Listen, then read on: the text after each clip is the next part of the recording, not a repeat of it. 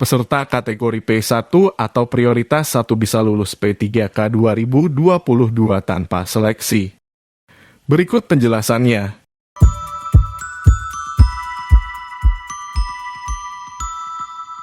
Assalamualaikum warahmatullahi wabarakatuh. Apa kabar Sobat Gurupedia? Hari ini Gurupedia akan menyampaikan berita seputar P3K Guru 2022. Berita ini kami ambil dari portal Guru P3K Kemdikbud.go.id yang merupakan portal resmi informasi seleksi guru ASN P3K tahun 2022. Kali ini Gurupedia akan menyajikan mekanisme seleksi ASN P3K tahun 2022. Salah satunya yang paling banyak dibicarakan di kalangan para sobat honorer adalah bagaimana penempatan bagi guru yang lulus passing grade tetapi di sekolahnya tidak ada dan sebaliknya. Baik, kita buka saja di portal P3K atau portal PPK Kemdikbud di bagian bawah di bagian mekanisme seleksi Bapak Ibu. Ya.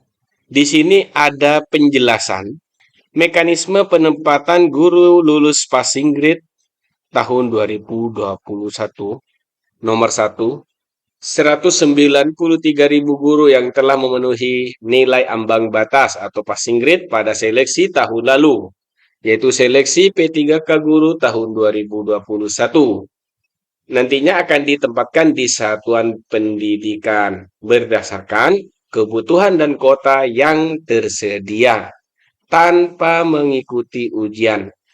Jadi, Bapak dan Ibu, jika pada tahun kemarin sudah lulus passing grade dan di sekolah atau tempat satuan pendidikan membutuhkan guru sesuai dengan ijazah Bapak dan Ibu guru, maka Bapak dan Ibu bisa dinyatakan lulus dan lolos tanpa mengikuti ujian karena sudah memenuhi ambang batas dan penempatannya sudah sesuai dengan satuan pendidikan. Poin kedua, individu ditempatkan di tempat tugas masing-masing sepanjang kebutuhan tersedia. Apabila tidak terdapat kebutuhan di tempat tugasnya, maka akan ditempatkan di satuan pendidikan yang membutuhkan.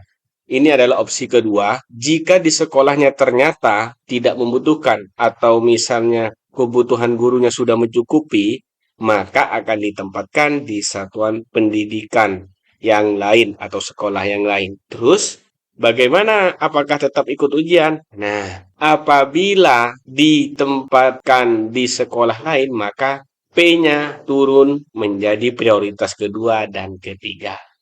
Nomor 3, bagaimanakah prioritas penempatan yang dilakukan berdasarkan kategori pelamar? Jadi yang pertama tetap adalah tenaga honorer K2.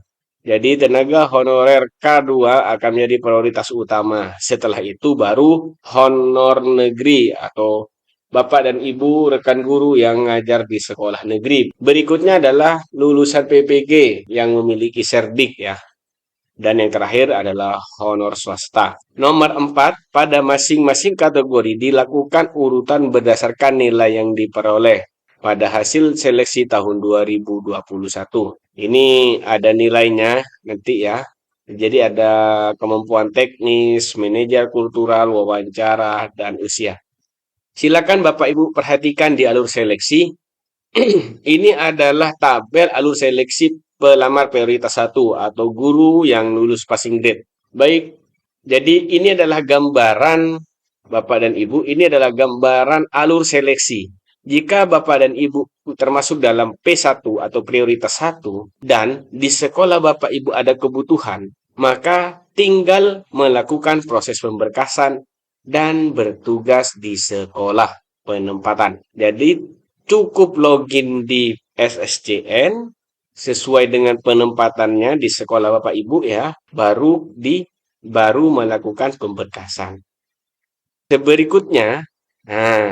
Berikutnya, ternyata pada tahun ini sekolah yang tempat Bapak Ibu bekerja atau mengabdi ternyata tidak ada kebutuhan. Berarti pelamar prioritas 1 harus login ke SSCN karena belum mendapatkan penempatan, maka akan ada pernyataan bahwa P1 menyetujui belum mendapatkan penempatan.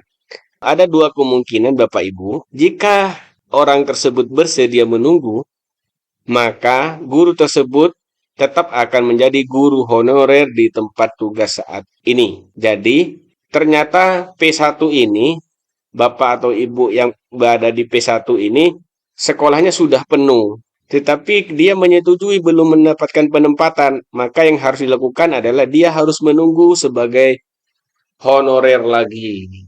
Ya, sampai ada guru yang pensiun. Sebaliknya, jika ternyata dia tidak atau menolak untuk menunggu, maka dia terpaksa turun menjadi P3 atau P2. Apa saja P3 dan P2 itu? Yang dimaksud P2 dan P3 ini adalah prioritas kedua dan prioritas ketiga. Artinya, Bapak dan Ibu guru harus mengikuti seleksi kompetensi. Sama seperti yang lain, maka statusnya menjadi turun. Sampai akhirnya dia bisa lulus dan ditempatkan di sekolah yang lain sesuai dengan tugasnya. Jadi sudah dipahami ya Bapak dan Ibu, jika ada guru ternyata di sekolahnya sudah penuh, maka dia mau menunggu apa enggak? Kalau misalnya dia tidak mau menunggu, ditempatkan di sekolah tersebut, maka dia akan turun menjadi P2 dan P3 dan boleh memilih sekolah yang lain. Akan tetapi jika ternyata dia mau menunggu sampai ada guru yang pensiun. Misalnya ternyata di sekolah tersebut ada guru yang hampir pensiun, maka dia harus menunggu dan sabar menjadi guru honorer di sekolah tempat tugas tersebut. Sampai akhirnya dibuka lagi. Sampai di sini ya paham ya Bapak Ibu ya. Demikian informasi dari Gurupedia seputar penempatan dan lulus passing grade. Ya, jadi mekanisme seleksi guru ASN tahun 2022 tentang bagaimana yang sudah lulus passing grade. Terima kasih Bapak dan Ibu guru. Semoga bermanfaat. Jangan lupa like dan subscribe channel Gurupedia. Assalamualaikum.